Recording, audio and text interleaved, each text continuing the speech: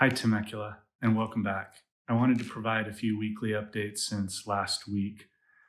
Specifically, I wanted to bring to your attention the stimulus and recovery website that the city of Temecula has put together.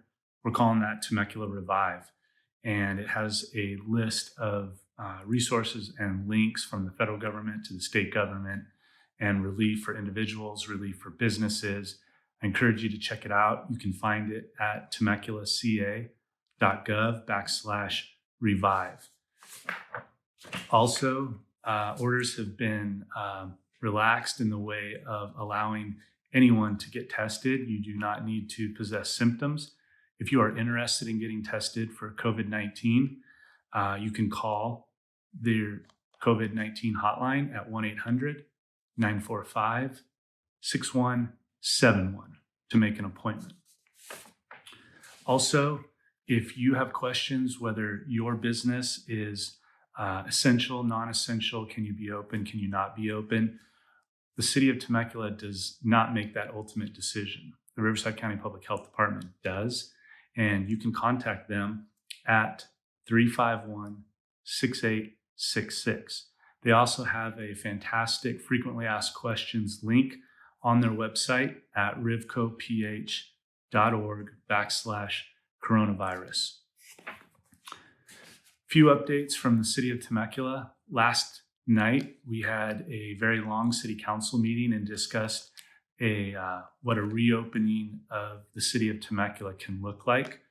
As you probably are aware, we do not have our own health department. Therefore, the jurisdiction and the decisions associated with the reopening are going to come from Riverside County Public Health, as well as Governor Newsom in the state of California.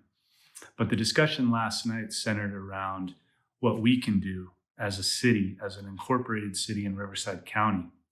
And the direction received was to put together a reopening plan that's responsible, that includes all the different sectors of our city, the business community, the small business community, Pechanga, our Chamber of Commerce, Visit Temecula Valley, our hospitality and tourism, government. What does that look like from a very high level? Let's put this into a report and bring it back to the city council next Tuesday, which we will do. And from there, with concurrence, that will be delivered to Dr. Kaiser and the Riverside County health officials for consideration in expediting and influencing and reopening Temecula again.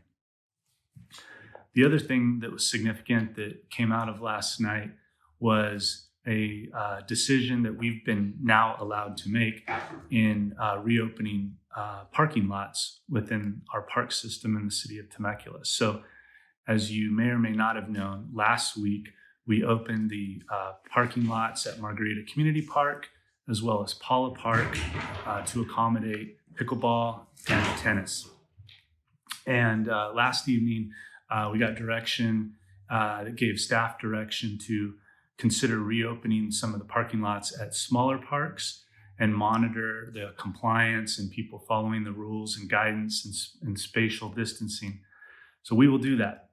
The major parks and the destination parks that are popular for congregation will remain closed at this time. Those parking lots include Ronald Reagan, Pat Birdsall Sports Park, and Harveston Park. So the open space in those areas remains open. The park amenities, the playgrounds, the benches, the skate parks and pump tracks, those have to remain closed by order. But you can certainly get out. You can enjoy the fresh air, go for a hike, go for a walk. We will also be opening the 2 dog parks that we control and operate. We received an opinion from Riverside County Health that we could consider doing that, and that will be happening this week as well.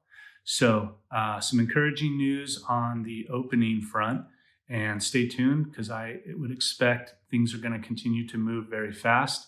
We will be responsible and responsive and reacting to these orders changing and being lifted. So stay tuned. Again, Temecula, be safe.